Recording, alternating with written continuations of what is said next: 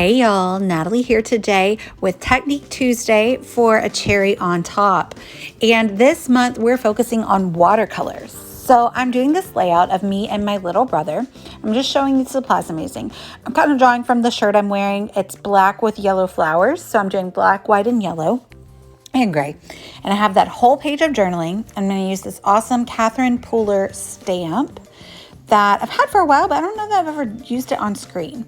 I'm using my Distress Oxide. So I did a little poll you can see there in the left on the Cherries Facebook page, and I asked what type of watercolors you guys wanted me to use. And by not too much, you said you would like to see me do stamping inks as watercolors. So that's what I'm doing. On this white cardstock, I have used clear gesso. And I am using my stamping platform just because it's such a large stamp. And I'm using fossilized amber Distress Oxide. And I'm stamping in the middle of the page. It doesn't have to be perfect because what I'm going to do is I'm going to use my my brush to kind of fade out some of the stamping and turn it into watercolor. And this is just one way that you can use your stamping inks as watercolor. I'll show you more later. But as you can see there, I'm leaving some of the stamped image. I like it to kind of look distressed and faded. So I like the crisp image to fade into some watercolor. So that's the look I'm going for. And so you have to use gesso or watercolor paper to achieve this look. So there you have it, but I want more color. So I'm just putting the fossilized amber ink down onto my glass mat. You can also put it onto, acetate, the backing of some sticker paper, whatever. Just anything that it's not going to soak into. And I just add water to it and use it just like paint. And because it is Distress Oxides, it's kind of changing color a little bit. You can kind of see a pink, and when I do this hickory smoke, this gray, there's definitely some pink or like a purple tinge coming through, but that's okay. I like that. But if you use the Distress ink or just any other ink, this works with any stamping ink pretty much, then it probably wouldn't change colors as much, but you kind of just have to play with everything to figure out if it is going to change or not, because I know sometimes it can. And the gesso you use and the paper you use, everything affects it. So just play around. But I stamped the hickory smoke on top of the fossilized amber. And I'm doing the same technique, just kind of fading it out. But again, it wasn't enough color for me. So I'm doing the same technique. I'm putting the ink down on the glass, and then I am spraying it with water and adding the water just like paint. Yeah, and so I'm really liking how that looks. I don't really care about the edges too much because I am going to trim down the paper to fit on that background paper. And so you see I dropped my ink pad, but because I have gesso on the page, I could just turn that into additional splotch of watercolor. And again, I'm going to trim it down so it didn't really bother me too much. Sorry if you hear some noises and my dog is being naughty. So there you have it. I'm super happy with how that looks. I like it so much. So now I'm going to go through and add splatter. Most of the time when I use watercolors on a background, I go through a second layer and add splatter just to add like an extra layer of dimension. I feel like it gives just a little oomph to the page, right? So I'm using a very small paintbrush to add very pretty little tiny splatters.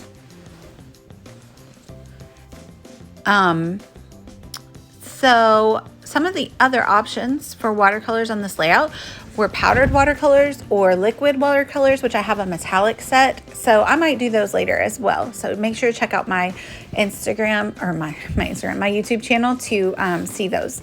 So this time I just spread the ink pad onto this watercolor page because I want to use it to die cut. So you could see, look, it was so funny when you add the water, it looks so pink, but then when it dries, the pink kind of goes away, doesn't it?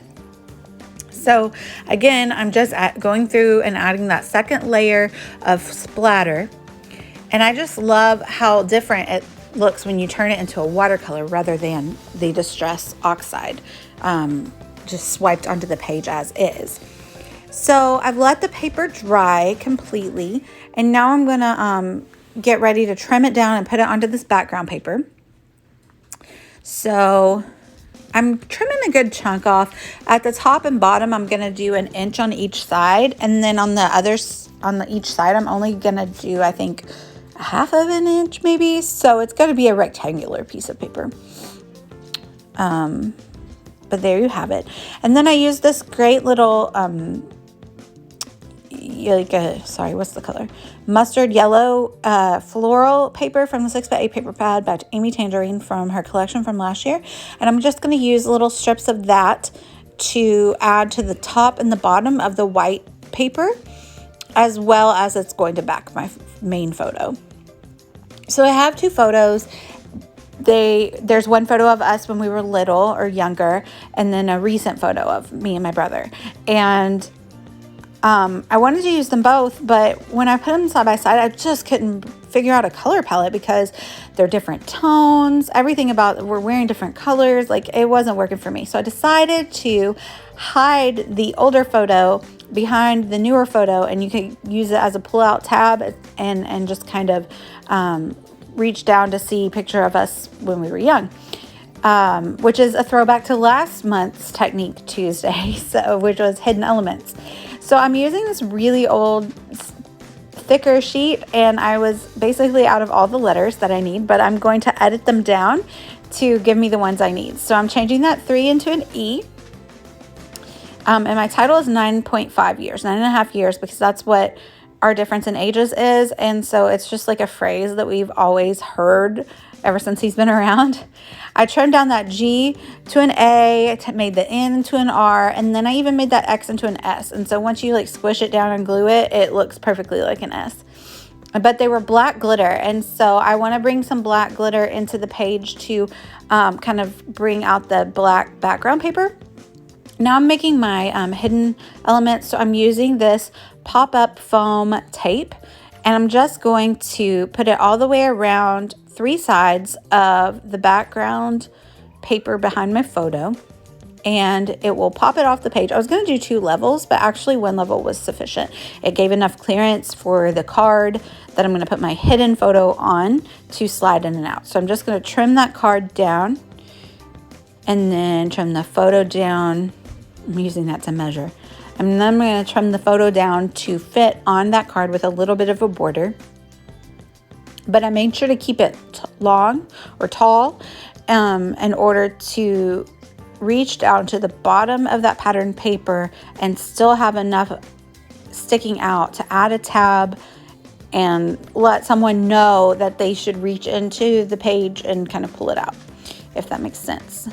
You'll see here in a few moments. So I'm going to use that little tab from the Keeping It Real sticker sheet, and I'm going to fold it over on top of the white cardstock, and then that will be the tab that you can use to pull out. And I'm writing on it, it's going to say throwback, because it's a throwback photo of the 2 of us. And I did this story of me and my brother from a prompt from the Scrap Gals podcast. Every month they're doing life stories prompts, and so I am trying to tell some of those stories when I feel the urge to, and so I liked this one. I kind of took it in a different direction than what they suggested, but you know what? I got a good long story told about me and my brother, so that's cool. And I just embellished that little pullout a little tiny bit, and now I'm going to commit to putting the background watercolor paper down onto the pattern paper. And I'm really loving how that looks. I wasn't sure at the beginning, like I said, when I was trying to fit both pictures on the page, I wasn't sure where we were going with this. But I'm glad that I just went with the 1 photo, and it matches really well. Even the editing that I did kind of has a yellow tint to it, so it worked out. So there's the leaves. I used the Skeletal Sizzix die cuts by Tim Holtz that everyone seemed to love from, I think, our blog hop earlier this month. So I used those on that watercolor paper that I put the smoke color on, as well as a black glitter paper, and that goes with the black glitter thickers that you saw me editing earlier. So I'm just going to make 3 little clusters of leaves to put around the title. And And then when I was like putting the title down, I kind of realized like 9.5 years, it almost sounded like I was saying something like an anniversary or something, which is funny because it's my brother. But then I thought, well, you know what? It can grab the reader's attention. That's what I'm trying to do, right? And somebody might look at it and be like, wait, what? And so then they'll have to read the journaling to see what I'm talking about there.